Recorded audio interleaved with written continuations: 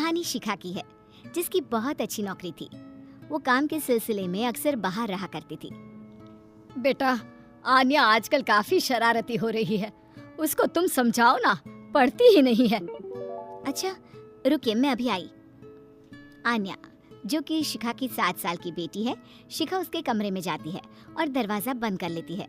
सास को लगता है कि शायद शिखा आन्या को प्यार से समझाएगी, लेकिन कुछ देर बाद, दादी, दादी बचा लो, मुझे मार रही है मम्मी।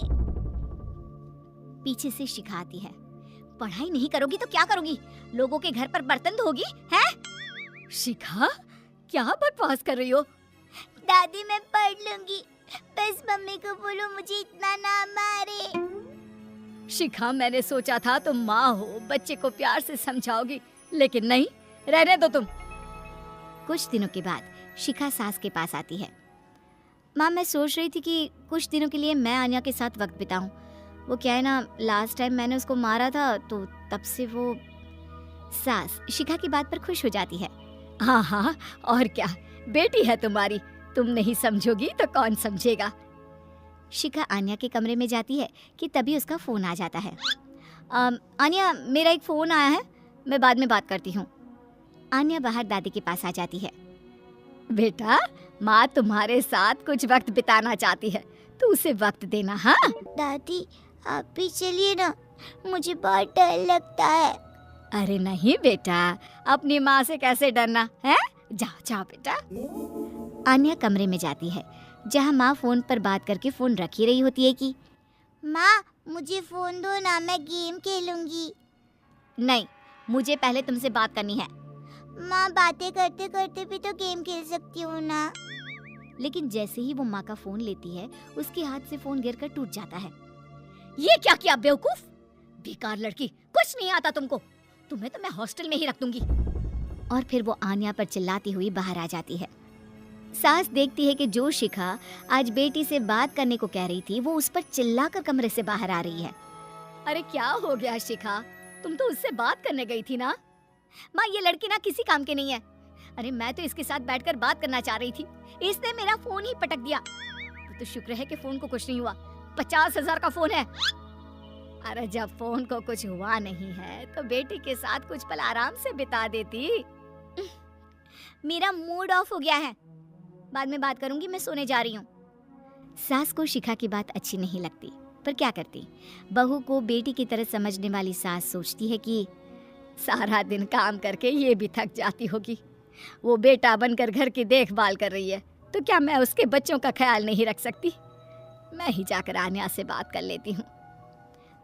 दादी आन्या के पास आती है। वो कोने में बैठकर रो रही थी। ले, मेरी गुड़िया रानी को क्या हो गया? देखो शाम हो रही है, चलो पार्क में चले क्या घूमने? नहीं दादी, मैं कहीं नहीं जाऊंगी। मेरा चेहरा देखो कितना पीला पड़ रहा है, सब पूछेंगे क्या हो गया तो क्या कहूंगी। ये बात तो है। अरे कोई ना, मैं हूँ ना मेरी गुड़िया के पीछे से जवाब देने वाली। दादी और पोती पार्क में खेलने जाते हैं, जहाँ एक बच्चा कहता है, अरे आन्या क्या हो गया, क्यों रो रही थी? आन्या कुछ बोलती इससे पहले ही दादी कहती है, अरे आन्या ने रामायण देखी है ना, जिसमें रावण माता सीता का हरण करके उसे ले जाता है, बस वही देखकर रोने लगी मेरी गुड़िया। हरण क्या होता है आन्या की दादी? आन्या की दादी क्या होता है? दादी तो दादी होती है ना। वैसे हरण का मतलब होता है फिर क्या, दादी सभी बच्चों को रामायण के किस्से सुनाने लगती है। सभी दादी को घेर लेते हैं। आन्या को अपनी दादी को देखकर काफी फक्र महसूस होता है। आज तो पार्क में मजा ही आ गया दादी। दादी आप मुझे छोड़कर कहीं मत जाना, वरना मम्मी तो मुझे। नहीं बेटा, ऑफिस के काम से मम्मी परेशान हो जाती है, और आपको तो पता है जिसे हम सबसे ज्यादा प्यार करते हैं उसी से ज्यादा नाराज भी तो होते हैं ना। दादी पूरी कोशिश करती कि आन्या का कोमल मन माँ से प्यार करे। फिर एक रोज, अरे शिखा, वो क्या है ना, तुझे तो पता है मेरी अंग्रेजी थोड़ी कमजोर है, सोच रही थी आन्या की कोई ट्यूशन लगवा देते हैं। क्यों, क्या हो गया? वैसे तो मैं ही पढ़ा देती, पर अभी छोटी सी तो क्लास है, समझा दूंगी उसे मैं। देख शिखा, माँ पढ़ाए इससे अच्छा तो कुछ हो ही नहीं सकता, लेकिन तेरे पास वक्त की कमी है ना। नहीं माँ, मैं अभी फ्री हूँ, पढ़ा देती हूँ। शिखा आन्या के पास बैठ जाती है। क्या हो गया? आप मेरे पास कैसे? कुछ चाहिए क्या? अरे कुछ नहीं, इंग्लिश की बुक निकालो, मैं पढ़ाती हूँ। और बेटा, मैं आपकी गलती हो तो ही डांटती हूँ ना। आन्या डर कर किताब निकालती है। अरे डर क्यों रही हो, हैं? कोई भूत नहीं हूँ मैं। आन्या शिखा को पढ़ाने बैठती है। ये पहली बार था जो शिखा आन्या को पढ़ा रही थी कि अचानक शिखा जोर जोर से चिल्लाने लगती है। ये नहीं आता, इतना आसान है ये, दिमाग में तो गोबर भरा है, हमारे पूरे पैसे बर्बाद कर रही हो। हम लोग कमा रहे हैं कि तुम कुछ बन जाओ, लेकिन नहीं, मजाल है कि पढ़ ले ढंग से। माँ मुझे ये नहीं आता, तभी तो दादी से कहा था कि किसी को बोलो मुझे पढ़ा दे। अरे वाह जी वाह, तमीज देखो, कितनी जबान चल रही है तेरी। मन तो कर रहा है कि एक थप्पड़ जड़ दूं। आन्या माँ की डांट सुनकर जोर जोर से रोने लगती है।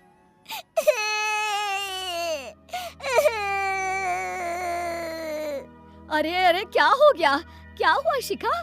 तुम क्यों उस मासूम बच्ची पर चिल्लाती रहती हो? अब बस बहुत हो गया तुम्हारा। यही है वो कारण जिस वजह से वो बिगड़ रही है। उसके सामने आप मुझे डांट रही है। अब शिखा सास पर भी चिल्लाने लगती है। तभी शिखा के सामने आन्या हाथ जोड़कर खड़ी हो जाती है। माँ मुझे माफ कर दो, लेकिन मेरी गलती की सजा दादी को ना दो। उस दिन फोन मेरे हाथ से छूट गया था, गलती से। पहले दिन भी आपने मुझे मारा। आपने तो मुझे कभी पढ़ाया नहीं, आज पहली बार आई तो भी मुझे डांटने लगी। चुप हो जा आन्या, तेरी माँ है वो, कितनी बड़ी है तुझसे। तो क्या हो गया, बड़ी है लेकिन पता नहीं कि बच्चों और बड़ों के साथ कैसा व्यवहार करना चाहिए। माँ, हम कम पैसों में गुजारा कर सकते हैं, लेकिन आपके बिना नहीं। हमें आप चाहिए माँ।